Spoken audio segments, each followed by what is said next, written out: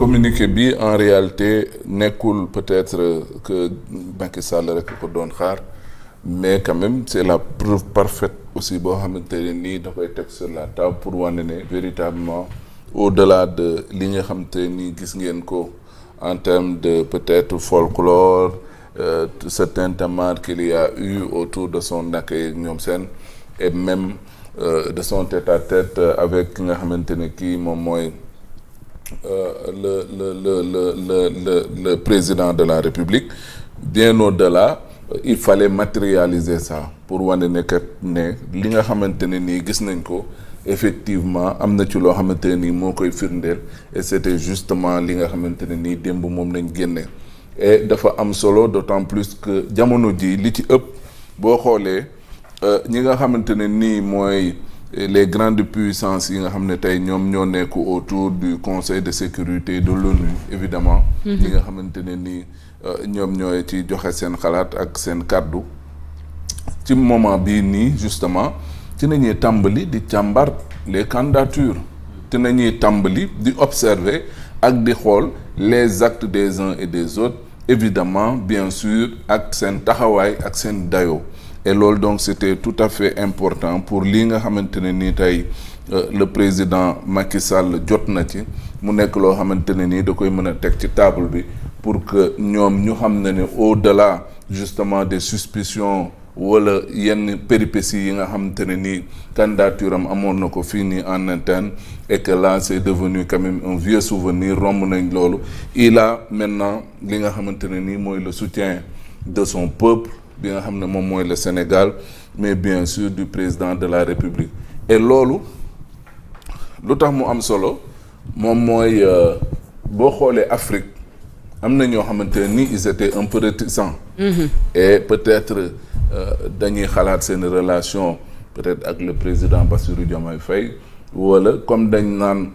en interne peut-être il y a des voix discordantes donc nañ ci tey nañ ci def naan mais tey communiqué bii dina tax képp koo xamante ne nii amoon nga réticence un peu dina la mën a may véritablement pour nga mën a soobu ci mbir yi mën a nekk véritablement derrière la candidature du président Macky Sall. beneen bi moom mooy dafa am solo parce que li jëm ci pour nga jiite aussi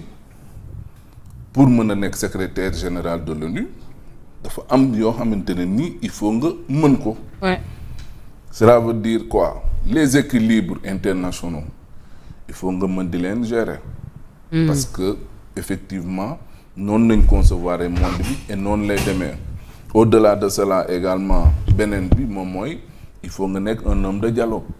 Bon, quand tu as un problème chez toi et que tu ne peux pas le régler, mais est-ce que tu peux régler les problèmes du monde? Donc yooyu yëpp véritablement daf ci nekkoon aspect boo xamante ne ni bu amoon solo la pour mu mën a am quand même le soutien de son pays, même si quand même il faut le rappeler et il faut le reconnaître, la voix du Sénégal ne compte pas trop chez les Nations Unies. Oui, parce que il y a ce qu'on appelle le Conseil de sécurité et ce sont les grandes puissances. Donc oui, rey na nit ak yooyu noonu yëpp ba Trump a eu des problèmes aux États-Unis. N'empêche il a été élu président. Jël ses déboires sur le plan judiciaire ak loolu yëpp relégué ko au second plan. te bu wàccee dañ koy continuer oui, ils vont le poursuivre donc loolu yëpp dafa nekk loo xamante ne nii lu jaroon a bàyyi xel la. Maintenant alhamdulilah Dieu soit loué ba nga xamante ne nii tey question soutien bi amatul problème et moi honnêtement ce qui me fait le plus plaisir c'est le communiqué, c'est la quintessence en réalité. Moom mooy lan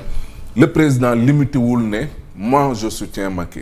limité wul ne le gouvernement soutient Macky, mais le président a demandé à ce qu'on mobilise toute la diplomatie sénégalaise, c'est-à-dire le ministère des Affaires étrangères, les ambassadeurs, les missions diplomatiques, bon bien sûr ambassadeurs yi ñoo leen kii partout où il y a une représentation du Sénégal dans le monde que ñëpp affiché wu ne ils sont derrière leur fils, ils sont derrière ki nga xamante ne kii moo nekkoon l'ancien président de la République mu di Macky Sall. Donc loolu dafa am solo mais au-delà il demande à toutes les forces vives de la nation. Cela veut dire quoi? Cela veut dire que le président engage toute la nation sénégalaise ki bëgg ku bëggul. ku bëgg ku bañ. oui ku bëgg ku bañ. mais li wér te leer moom mooy boroom kër gi de nee na waa kër gi yépp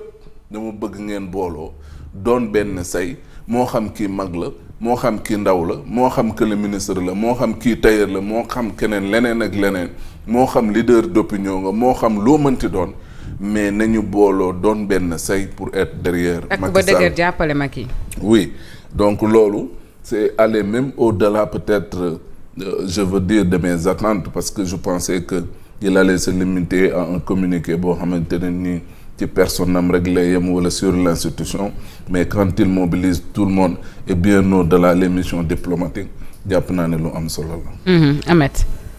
loo ci yokk rek peut-être concernant le communiqué qui a été rendu public hier. Bon pas grand-chose bon à part kontaan ci mu officiel aussi comme ni ko Fall Ndiaga waxee sànq ñu ngi réer mais c'est exactement ça engage tous les Sénégalais et loolu mooy njiitu réew d'ailleurs parce que yow yaa ko jox sa lépp pour mu lay décider donc il a décidé de soutenir le président Macky Sall et on va soutenir. pour man c'est une bonne chose parce que man li ma ko doon ragalal doon ko tiital heureusement yàlla def na li gën mooy président Macky Sall gagné ONU bi sans soutien au Sénégal loolu doon na ñaaw lool te garaaw war a sillonner nag war fay jaar wala yow nga war a am soxla ONU en tant que Sénégal war a dem gis ko loolu da doon garaaw heureusement yàlla def na li gën on s'en contente maintenant nag li Fall doon wax xam nga nag boo bëggee dëkk Sénégal ne doo sénégalais day compliqué mais en tout cas ñun ñii di sénégalais ñun ñëpp kontaan nañ ci di ñaan yàlla ñëpp am ci ndam. fii nag ku fi yeewoo sénégalais nga Ahmed. fii moom ku fi yeewoo sénégalais nga nag. non dafa am ay sonkiste de ñoo xam ne sonko kundaa lañ dëkk. mais il reste des sénégalais. non yow sénégalais bu li sénégalais yi di ànd di ci maase dañ ciy ànd maase ci ku kontaanoon ci li ñu def Bassirou Diomaye Faye président CEDEAO. mais xam nga parfois nga kontaan mais doo ko mën a fësal quoi. kontaanuñ de doo mën a arrière. kontaanuñ de xam nga man fi mu toll nii balaa maa bëgg dëgg waa AIS Diomaye dem récupérer leen indil leen CEDEAO yàlla na ko yàlla may ndam loolu Macky gagné ONU boobaa lay xam ne di ambulant carte amul njariñ wër di ambulant ay carte ambulant maanu carte membre ci lay xam ne rek loolu amul woon benn njariñ yàlla na yàlla def lii ma la wax parce que vraiment man non mais Nafi ba léegi li ma lay wax nii yaa ngi may xoolaat mais damaa comprendre c'est-à-dire parti politique logiquement bu ñu ne Nafi Dièye moo ñu toogal Wakaam Fall Ndiaga loola daan am PDS ak PS mi fi jiitu daan jaay ay carte membre mais Nafi may responsable Wakaam mooy jaay carte yi bu ko defee ñu natt sa dayoo. xam ndax am nga mbooloo war a am mbooloo. politique. waaw bu subaa bu ñuy woote maison du parti ñu xam ñaata carte lañ lay jox selon li nga jaay ci carte membre. bu ñuy joxe tiset ñu xam ko mais bu ñuy tabb ci liste yi. fekk yaa Fall Ndiaga dëkk Wakaam